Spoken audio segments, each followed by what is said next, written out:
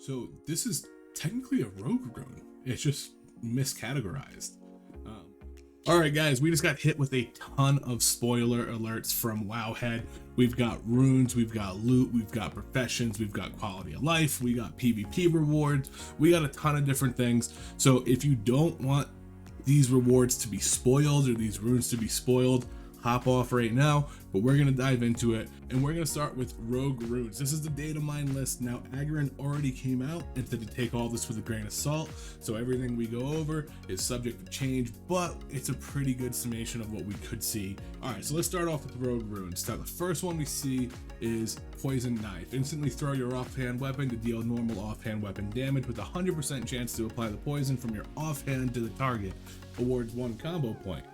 This is essentially a ranged shiv. I don't see us using it very often, but it's there. And by the way, that's for the belt. Now the next belt rune is Shadow Step. Step through the shadows and reappear behind your enemy and increases movement speed by 70% for 3 seconds. Shadow Step's awesome. I think Shadow Step's a really cool move. I think it's going to be great in PvP, and Shadow Step's pretty cool. I like it. Next, we have Shuriken Toss. Now this was previewed earlier in the official release, so this one's definitely coming to phase 2. Throw the shuriken at your enemy, dealing damage equal to 25% of your attack power, and also strikes up to 4 additional nearby targets, awards 1 combo point. Now, we were kind of on the fence on this. We talked about cooldown, we talked about energy, but if you go to the official move, and this is added from patch, it's showing no cooldown and 60 energy.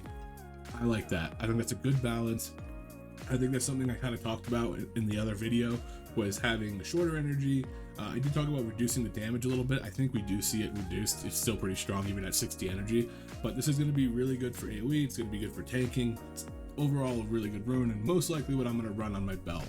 Let's go back. Next, we got Boots, Master of Subtlety. This is one that was previewed as well. We've already gone over this. This is not really different from the original preview. It didn't really have any information that's new. So we're gonna jump right next to Waylay. Your ambush and backstab hits unbalance your target, increasing the time between their melee attacks by 10% and reducing movement speed by 50% for 8 seconds. This is mainly a PvP rune, but if you can reduce the attack speed of raid bosses, maybe you bring one rogue who's backstabbing and have them use this, but typically it's going to be just a PvP rune. Now the next set of runes is Helm, and I don't know if we get these in this phase. I think we might just get belts and boots, and these just might be data mined already, but if we do get them in the next phase, that's going to be sweet. So the first rune is Combat Potency. Now this is Fatal Flourish with a different name. This is one of the runes I called in my last video. The numbers are a little different, but the effect is the same. You have a 20% chance to gain 15 energy every time you deal melee damage with your offhand. This is going to be a great way for us to increase our energy regeneration, and it's going to let us get through moves, get through finishers, keep maintenance buffs, do all that stuff a lot easier. Next, we have Focused Attacks. You gain 2 energy every time you deal a melee or ranged critical strike. I think this one might be overall worse than Combat Potency, even though Combat Potency is a 20% chance with your offhand that misses a lot, and this one's crit that you do have a solid 20% chance. It's only 2 energy. So you need to crit 7 times in order to get the amount of energy that you would get from 1 proc of Combat Potency. So we'll see how it actually works out, but I think Combat Potency is going to be a little better. But this last one is another rune I called in my last video.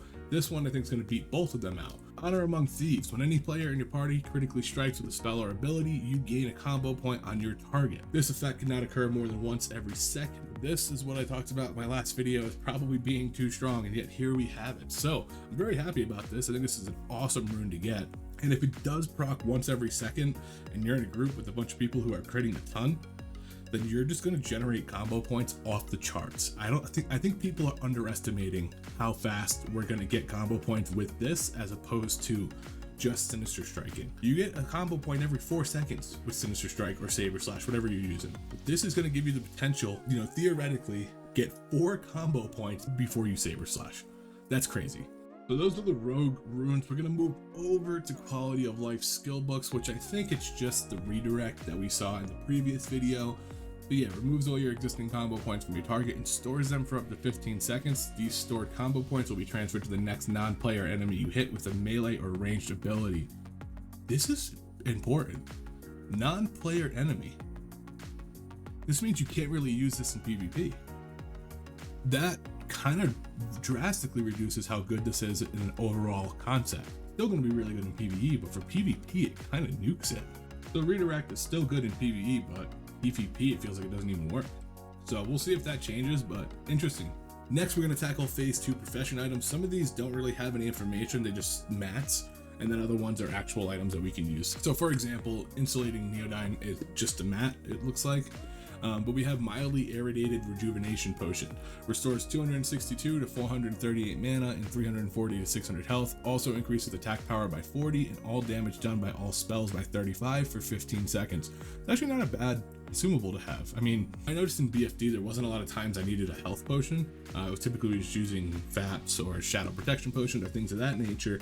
So this might not be bad for a buff. Increase attack power by 40 for 15 seconds. If you can snapshot all your abilities in that with Master of Subtlety, they're gonna kind of rip. So this might be kind of fun to work into rotations as a damage buff as opposed to a healing potion.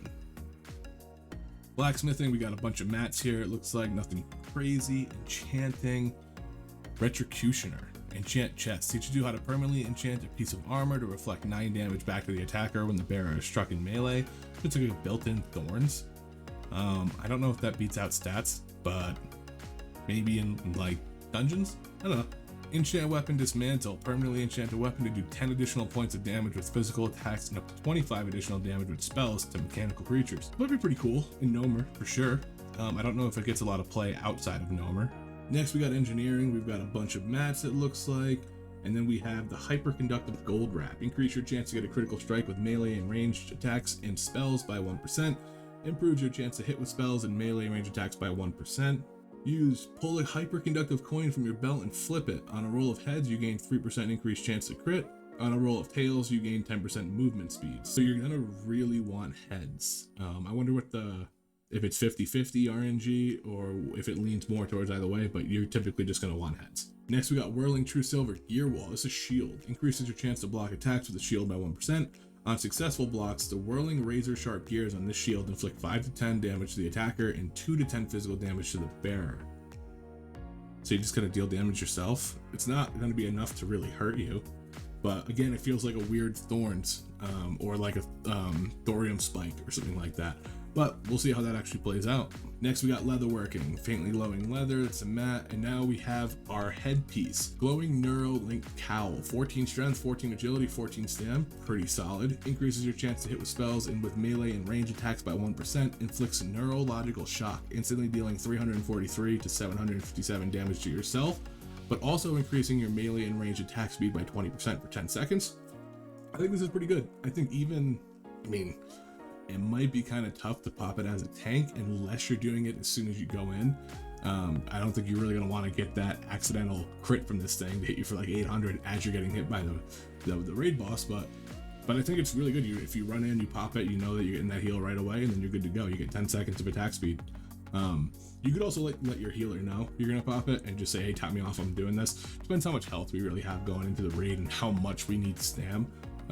But I think the overall stats on this is very good. The 14 strength, 14 agility, 14 stam, and the hit chance by 1%. So most likely this is something that I'm going to keep and probably keep leatherworking for. Next we got Glowing Hyperconductive Scale Coif. This is a male headpiece, 14 stam, 15 intellect, increases damage and healing done by magical spells and effects by 21. Inflicts hyperconductive shock, instantly dealing 312 to 600 damage to yourself, but also increasing your spellcasting speed. So it's kind of the same as the melee damage helm, but for essentially male healers, so Pallies on Alliance and Shamans on Horde. Next we got some Druid healing gear. Looks like Neuroconductive Channeler's Hood, 11 stam, 12 intellect, 11 spirit, increases damage and healing done by magical spells and effects by 21. Gain Neuromatic Meditation, allowing 100% of your mana regeneration to continue while casting for 20 seconds. Pretty good. You just passively generate 100% of your mana. It's kind of like a weaker innervate, so yeah, I think it's a pretty solid effect for Druid healers. Next we got the Rad Resistance Scale Hood. It's a male tanking helmet, looks like, so I feel like it's just a shaman item. But 11 strength, 10 agility, 11 stam, 10 intellect. Improves your chance to hit with spells and melee range attacks by 1%. Engage radiation mitigation protocols in this helmet, causing you to immediately remove all active poisons and gain immunity to all nature damage for 3 seconds. Kind of like a stone form.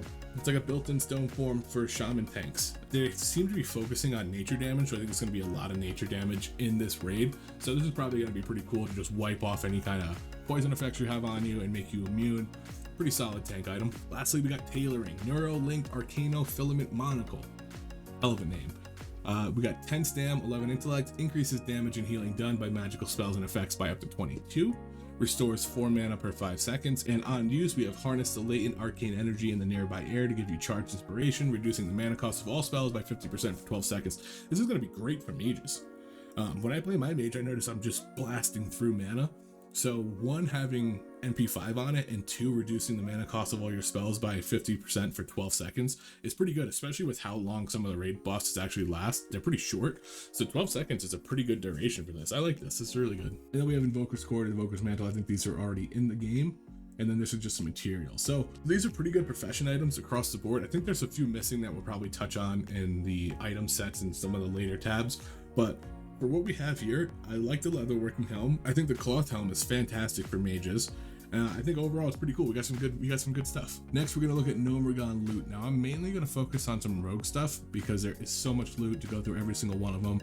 Video would be way too long. So let's focus on some rogue weapons. So we're gonna skip the 2-hand category down here. We're gonna go to main hand. Electrocutioner's Needle. Chance on hit, discharge a Mote of Thunder, dealing 25 to 35 nature damage. It's good, but it's really fast. It's definitely a sword and board weapon. So we probably won't be running that in the main hand, but over here we got Mechatorque's Arcano Shredder. It's got a ton of damage, good speed. The stats seem kind of low, maybe not.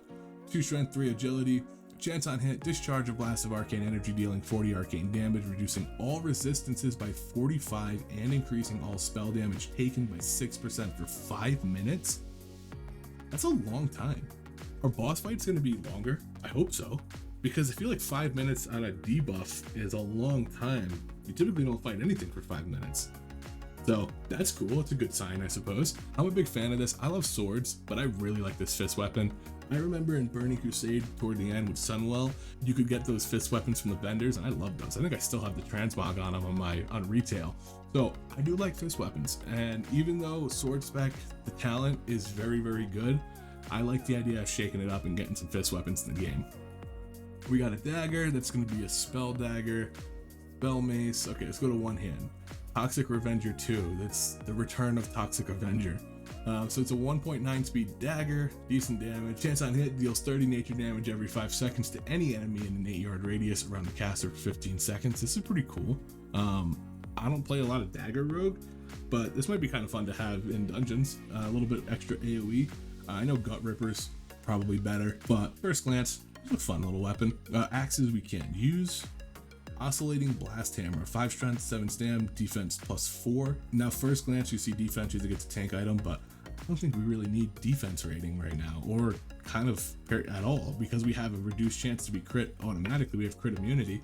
We're not going to be as heavy into defense rating as we were before in regular classic. So I don't think the damage is good enough for it to be maybe an offhand. You could maybe an offhand weapon, but it's kind of a weird spot at 2% speed, but we'll see how it works out. It's also a mace, and mace spec is kind of a PvP thing, but we'll see, like I said, how it plays out. Then we got another one-hand mace, the Mechano Strider Muffler. I think I talked about this in the last video, but it has 50 to 95 damage, 2.4 speed, 7 stam, and 16 attack power. I don't think this beats out something like Vanquisher Sword, which is kind of the similar stats, but with more attack power. You know, we're not seeing a lot of swords. We're seeing mostly mace and fist weapons. So we'll see if they're shaking things up. Now we got offhand.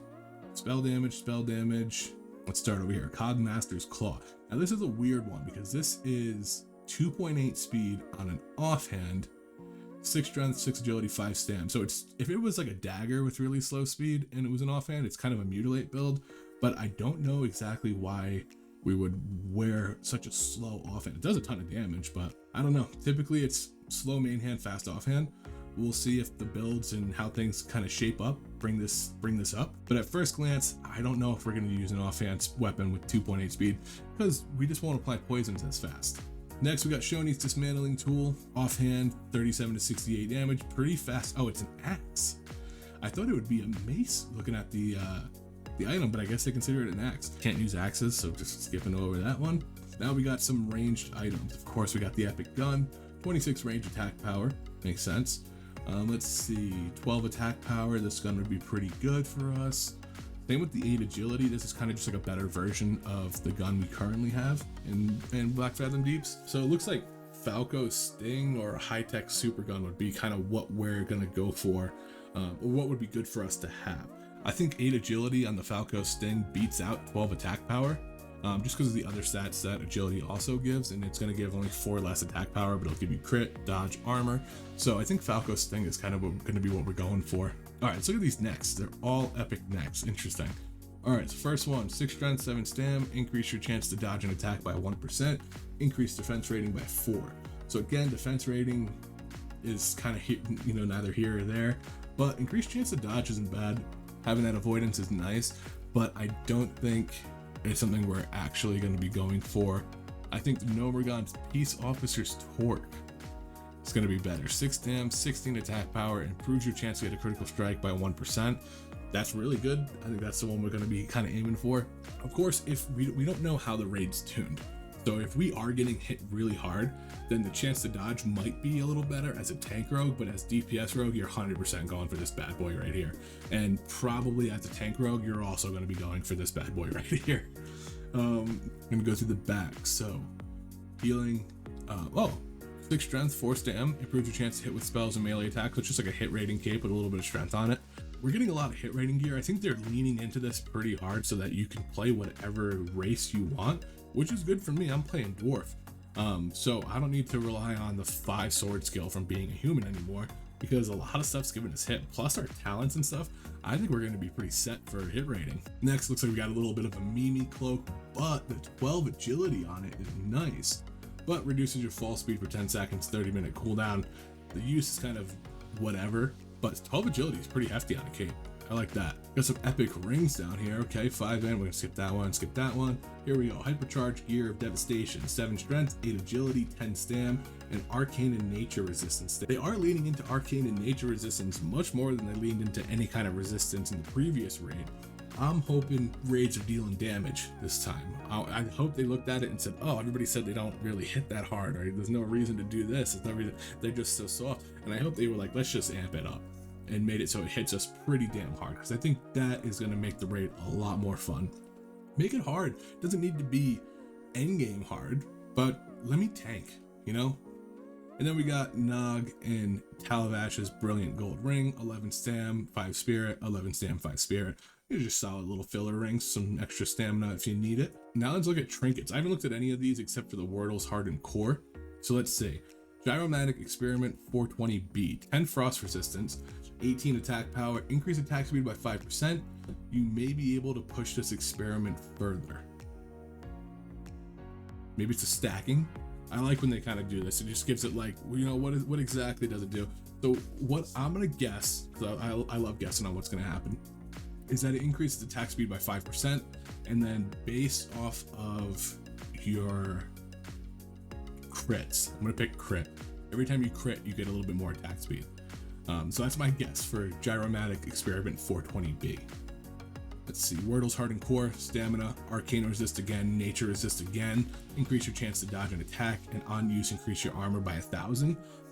Stuff like this leads me to believe that they are gonna make things hit harder and have more spell damage, because we're getting a lot of resistance. And I don't mean like a lot, like a Molten Core gear ready, but I'm hoping this leads to more damage. I like tanking. I like the tank roll. Give me some reason to tank. So this is cool. I'm happy about this. Trog Transfigurator 3000 transfers the caster into a Trog. Typically used for reconnaissance. I wonder if you can turn into a Trog and don't get attacked in Gnomer. That'd be funny. Be able to just run around and they don't bother you.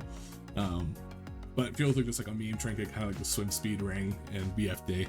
And then lastly, we have the domesticated attack chicken. Now release your domesticated attack chicken that will fight with you for 1.5 minutes or until defeated. I talked about this before in the other video. I think this is basically Gnomish battle chicken, but just like another item of it.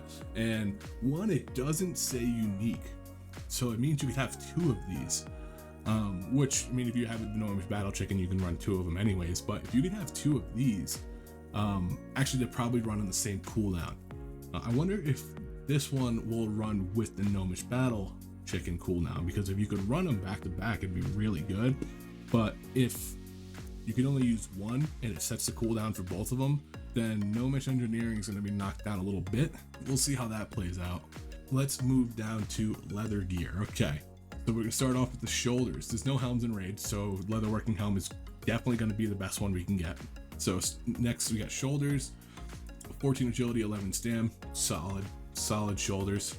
Chest armor, we got 17 strength, 13 agility, 10 stam. Set bonuses improve your chance to get a critical strike by 1%. And then our 3 set is increased daggers by 5, increased dagger skill by 5. I feel like with so much hit, this is kind of nothing. I mean, I guess we won't ever really hit white hit cat, so this does technically give us something, but we get so much hit from talents and from gear that I think this is kind of negligible. For the feral druids though, 20 attack power in cat bear and dire bear form, that's pretty sweet. That's actually a pretty solid one. I think for rogues, we typically probably just run the 2 set and then replace one of the pieces with something else. Unless you're running daggers, maybe it helps a little bit, but like I said, we got so much from other stuff that I don't know if it's actually going to be needed. I mean, we look at in BFD how little hit was emphasized because the raid bosses are only 2 levels higher, that if they're only 2 levels higher in Gnomer and now we have even more hit gear and more hit talents, then I don't know if, like I said, I don't think this is going to be as big of a role as we think it is. Next we got wrist. Those are healing, so there is no melee wrist in Gnomer, so it means you're gonna have to grind that Warsong Gulch, which I am drastically not looking forward to. Gloves, machinist gloves, 7 strength, 6 agility, improve your chance to hit with spells and melee, again more hit rating, and then 30 attack power when fighting mechanical units. See, I think this is going to be really strong, especially in Gnomer. It's going to lose a lot of value outside of it, but I think in the raid that's going to be sweet to have plus 30 attack power to next. Moving on to belt, we got a tank belt, it looks like, with 115 armor, has 40 bonus armor, 3 strength, 4 agility, 5 stam, improves your chance to get a critical strike with melee weapons by 1%, and 10 attack power. That's good. I mean, the other one in here is nature damage, so this is going to be leather melee. I mean, the extra armor is just a bonus if you're tanking, but tank or DPS, you're going to run this, so sweet. All right, now we got legs. We got a lot of legs. All right, let's start. Petrol Spill Pants, 21 agility, 11 stam, minus 10 fire resistance. I feel like in typical PvE, and you know, we don't know Gnomer, but that's going to be fine. If you're gonna PvP, you're probably not going to want to wear these, just for, you know, warlocks and mages and stuff like that. But 21 agility is pretty hefty, so that's solid. Next we got the set item, insulated leggings, 13 strength, 8 agility, 14 stam, improve your chance to hit, again more hit. Set improves your chance to get a critical strike. Okay, so this is the same set bonus items, or this is the same set bonus as before. I think if you don't need hit, I think this is probably the piece you give up. Because looking, okay, well, let's go on a little bit further. Nimble, Trip Runner, Dungarees. We all know these are the great ones from the quest, but instead they're coming from raid bosses. 5 strength, 21 agility, 8 stam. So it's going to be these two. I think you definitely don't wear these if you don't need the 3 set bonus, and instead you pick one of these. This one's better because it gives strength on top of the agility, but both are going to be very good. Next we got boots, insulated work boots. This is another set item piece. 8 strength, 9 agility, 8 stam, increases your effective stealth level by 1. It's kind of cool. Doesn't really feel too necessary, but with everybody trying to push the limits of what they can do at the max level, we might see this come into play with trying to do certain quests or you know, mobs or dungeons or something like that that's kind of out of our level range. So this might be a interesting item to have to do higher content than we're intended. You know, might be pretty sweet. Next we got the Gnome Bot Operator's Boots. These feel very tanky. 9 strength, 7 agility, 9 stam, and then the 40 bonus armor. You know, I think we do chest boots and then replace the legs with something else. But if you do happen to get, you know, chest legs, then these are going to be a real solid pick. So that's all the leather armor that we're going to see from Gnomer. So I think we got some cool stuff. There is a ton of hit, so I don't know how effective our set bonus is going to be, but overall I like the pieces. I think they got some good stuff. Nothing is astounding. I do really like this, so I gotta go back to this. I think this is probably what I'm hyped for the most. Nothing's crazy though. It's pretty normal stuff, but it is a 40 range, so I'm not expecting crazy things. But I think 40 arcane damage and reducing all resistance by 45 and increasing spell damage taken, that means that the entire raid gets that. The entire raid gets a increase in spell damage So I think they're going to help casters out a little bit this raid. I think casters are going to be kind of strong, and I think this is going to be something that you bring people who have it just for the raid buff. Honestly, I think that's going to be cool. New item sets. I think we already went over all of these item sets for leather. Yep. We're going to skip over this. Let's see if there's anything else. Nope. We're going to go down to Blood Moon rewards. Okay, so these are the PvP rewards. We talked about the Blood Moon, so let's drop down to Rogue. So let's see what we got. Blood Harvest Blade, 1.9 speed dagger, one hand, so it can be both, 9 agility, 8 stam. Cool, solid. 2 speed and an offhand only, so probably a mutilate dagger, if anything.